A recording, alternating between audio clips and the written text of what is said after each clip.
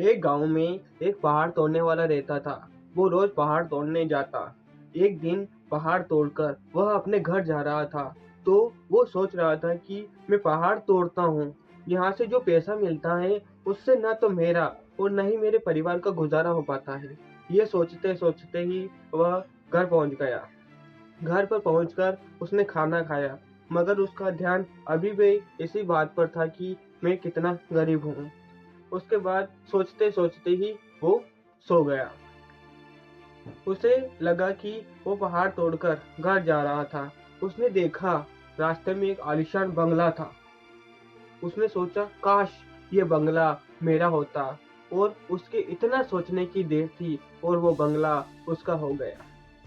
वो अपनी लाइफ में बहुत खुश था। उसे लगा जैसे उसे सब कुछ मिल गया हो। लेकिन थोड़ी देर बाद एक खिड़की के पास से उसको एक आवाज सुनाई दी, जहाँ पर बहुत सारे लोग एक नेता की, एक पॉलिटिक्स की रैली निकाल रहे थे।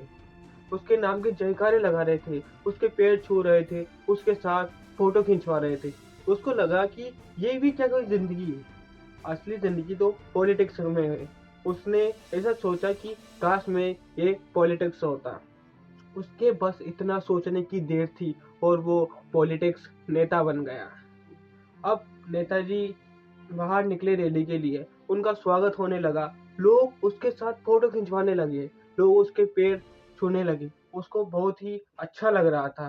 पर नेताजी को ज्यादा धूप में रहने की आदत नहीं थी, जिससे नेताजी को चक्कर आ गए और नेताजी गिर पड़े। जब नेताजी को होश आया तो वो सोचने लगे कि असली ताकत पॉलिटिक्स में नहीं है, असली ताकत तो सूर्य में है। बस उन्होंने सोचा कि काश मैं ये सूर्य होता। उसके इतना सोचने की देर थी और वो सूर्य बन गया।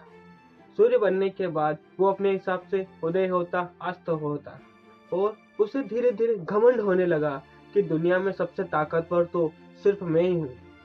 मुझसे बड़ा ताकतवर कोई नहीं है। कुछ बादल, कुछ काले बादल उसके सामने आए और उसके प्रकाश को धरती पर आने से रोक दिया। उसे लगा कि सूर्य से ज्यादा ताकतवर तो ये बादल है। उसने सोचा कि काश में ये बादल होता। उसके इतना सोचने की देर थी और वो बादल बन गया।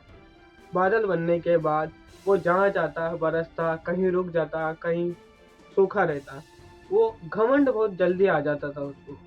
तो उसका घमंड ज्यादातर टिका नहीं और हवा आई और उसे एक स्थान से दूसरे स्थान पर फेंक दिया।